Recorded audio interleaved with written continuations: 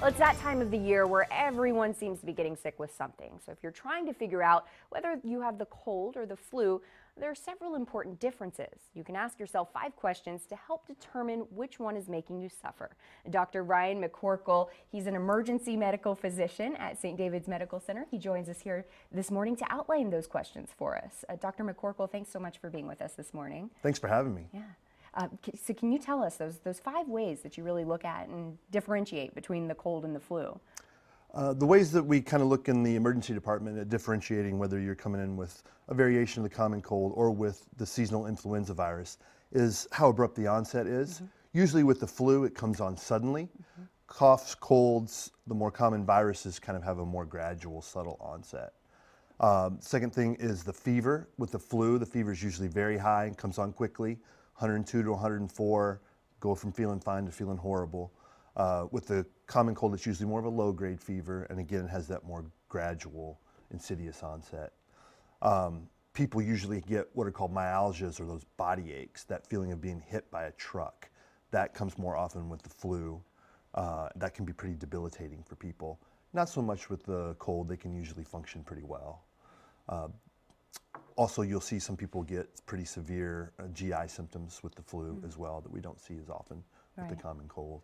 Just not as bad. And the flu also comes with complications, of course, that the cold may not.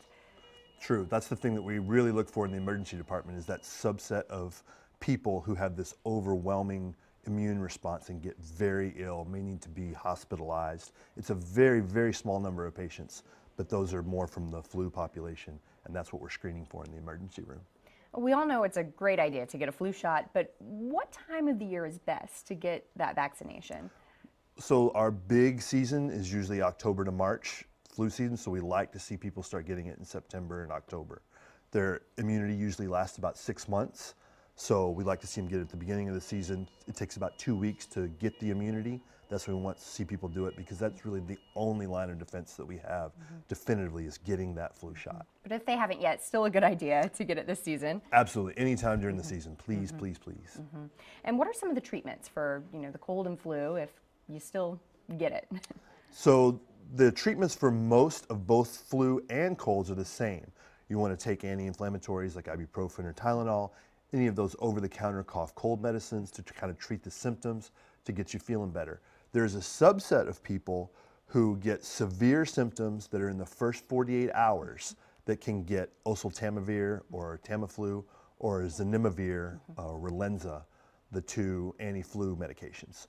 Those have to be taken in the first 2 days, and they're not a cure, but they'll reduce your symptoms by about 48 hours. And we look for people who are overwhelmingly ill, pregnant patients, kids under 5, adults over 65, people with compromised immune systems. Those are the people that we look for to give that medication. So a good idea to remember those symptoms, how they differentiate between the cold and the flu, and if you feel like you're coming down with the flu, just get to the doctor as fast as you can. So if you need that medicine, you can get it in your system. Absolutely. Thank you so much, Dr. McCorkle. We appreciate you being here with us today. Thank you for having me.